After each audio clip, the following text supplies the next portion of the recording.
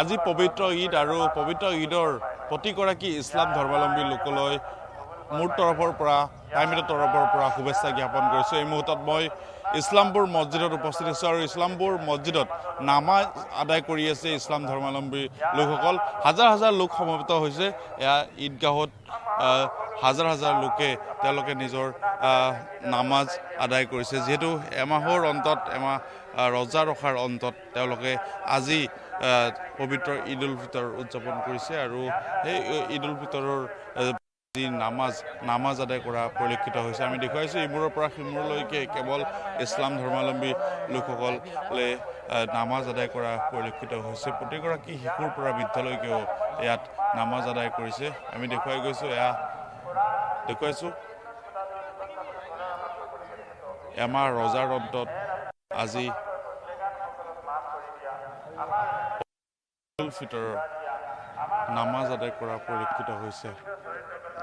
হাজাৰ হাজাৰ লোকে ইছলামপুৰ মছজিদত আহি উপস্থিত হৈছে আৰু আজি মুছফিৰ খানাৰ যি ঈদগাহ ময়দান আছে সেই ঈদগাহ ময়দানত আমি দেখুৱাই গৈছোঁ টাইমিটৰ দৰ্শকসকলক। প্ৰতিগৰাকী শিশুৰ লৈকে একেলগে তেওঁলোকে মিলা প্ৰীতিৰ বাবে শান্তি সম্প্ৰীতিৰ বাবে তেওঁলোকে দোৱা কৰা পৰিলক্ষিত হৈছে।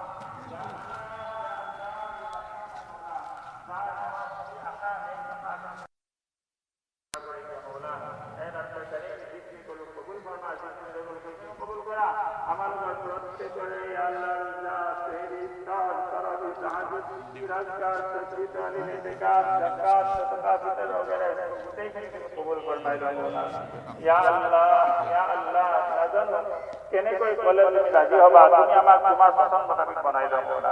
ওয়া সাল্লাল্লাহু তাআলা আলা খাইৰি খালকিহি মুহাম্মদ ওয়া আলা আলিহি ওয়া সাহবিহি আজমাইন। আমিন বিৰহমাতিকা ইয়া